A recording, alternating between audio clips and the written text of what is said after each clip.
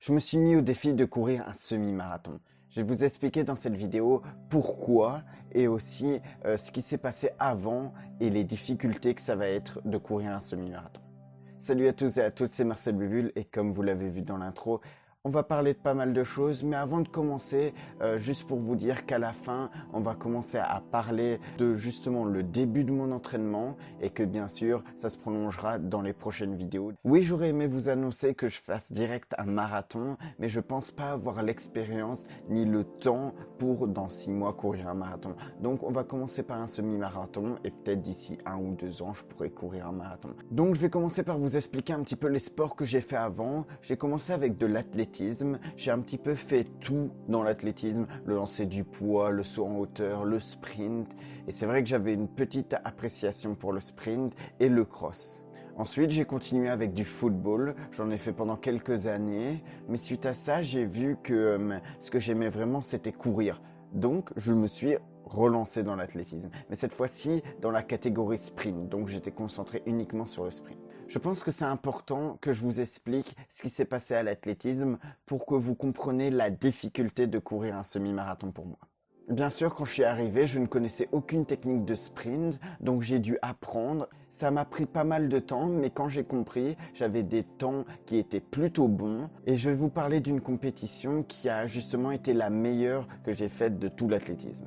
Cette compétition-là, je vais vous expliquer un petit peu comment ça a engendré mon ego et la puissance que ça a, mon ego, sur ma performance sportive. Donc dans cette compétition, j'arrive et j'ai pas forcément d'ambition, j'ai pas des bons chronos et le but ce serait d'améliorer tous ces chronos-là.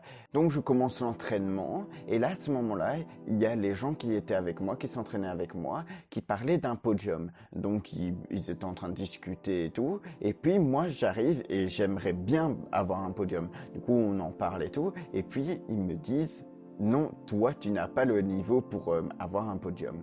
Bien sûr, moi dans ma tête ça fait ok, j'ai pas le niveau, ok on va voir. Je me mets à part, je commence à m'entraîner tout seul, sérieusement. Là, je suis full concentré. J'arrive sur la course et ma première course est parfaite. J'arrive à me qualifier pour le deuxième tour alors que je n'étais même pas sur papier capable de me qualifier pour les suivants tours. Donc j'ai même atteint la finale, j'ai fait un temps de 8-11 pour ceux qui connaissent aux 60 mètres quand j'étais bien sûr plus jeune. Malgré ça, ces chronos-là à l'époque m'ont permis de me qualifié en championnat de Wallonie, ce qui était vraiment pas mal.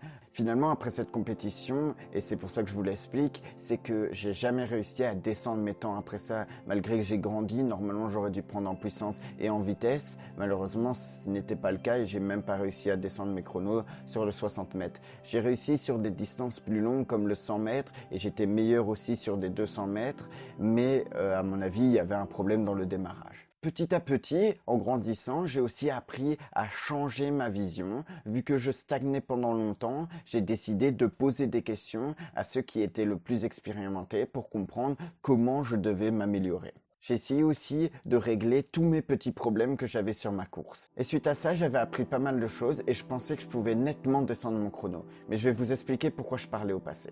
À ce moment-là, j'ai eu un entraînement où j'étais tout seul puisque les autres étaient partis en championnat de Wallonie, mais moi je n'étais pas qualifié. Le but de cet entraînement, c'était de faire des 300 mètres. Pour vous remettre dans le contexte, j'avais quelques problèmes à l'époque. Déjà, je prenais pas exactement les bons temps de repos. J'avais tendance à être trop pressé pour faire mes courses. Ensuite, depuis quelques mois, j'avais des gènes qui apparaissaient au mollet quand j'avais de lourdes séances d'entraînement. J'ai commencé mes 300 et au bout d'un moment, un des 300 que je fais, je ressens cette gêne au mollet. Je continue à 300 et là ça se transforme en douleur. Je prends quand même plus de temps de repos mais je décide de continuer. À ce moment-là, quand je refais un 300, j'ai fait à peu près 150 mètres et j'ai dû arrêter tellement que j'avais des douleurs au mollet. Mais je décide donc d'arrêter la séance, pas finir mes 300, mais de réaliser encore quelques démarrages de sprint, puisque je vous rappelle que j'avais besoin de justement atteindre cette perfection au démarrage pour avoir cette course parfaite et descendre mon chrono. Je me mets dans les starting blocks pour faire mon démarrage et je veux le faire à toute puissance. Je fais ça et là c'est comme, pour vous décrire, c'est une déchirure. En fait ça se sentait comme une déchirure au mollet. J'avais compris que je m'étais blessé sur ce coup-là. Donc j'ai arrêté. larmes à l'œil parce que, comme je vous disais, selon moi, c'était à cet entraînement-là que je pouvais comprendre comment descendre mon chrono. Et malheureusement, là, je me retrouve blessé et je ne sais pas encore pour combien de temps. Donc je quitte la piste et j'ai dû aller voir un médecin sportif. Et là, j'ai appris que pour les 2 prochains mois, je devrais faire de la kiné et que je pourrais plus courir. Et il m'avait dit que si je faisais pas de kiné, j'aurais pris 1 an pour me rétablir. Donc j'ai fait ma kiné. Finalement, j'ai jamais repris l'athlétisme par dégoût, plusieurs facteurs qui rentraient en jeu et j'ai jamais continué. Cependant, j'ai essayé de reprendre les courses à pied, plutôt endurance. Mais j'ai jamais réussi à bien reprendre puisque j'avais des problèmes, j'arrivais pas à faire 1 kilomètre sans m'arrêter. Je commençais à avoir trop mal au mollet.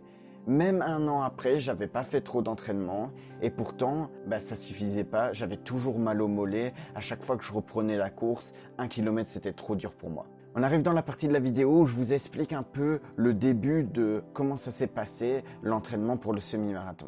Alors déjà, comme je vous ai expliqué, j'ai dû recommencer à 0. Donc ici, je suis arrivé jusqu'à 3 kilomètres, mais à partir de là, je n'arrive plus à monter. Là, je suis en train de stagner. Là, je vais essayer de reprendre un peu plus et rajouter du renforcement pour voir si c'est pas peut-être aussi un manque d'étirement, manque de renforcement. Et je vais essayer de travailler tout ça, voir si ça m'aide dans ma course.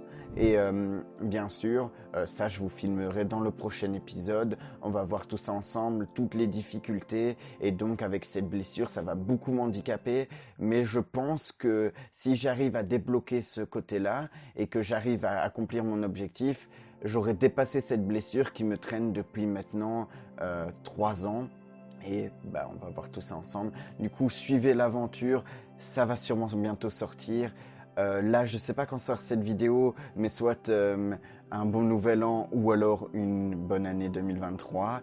Et on se retrouve bientôt sur YouTube. À plus. Portez-vous bien. Bonne année.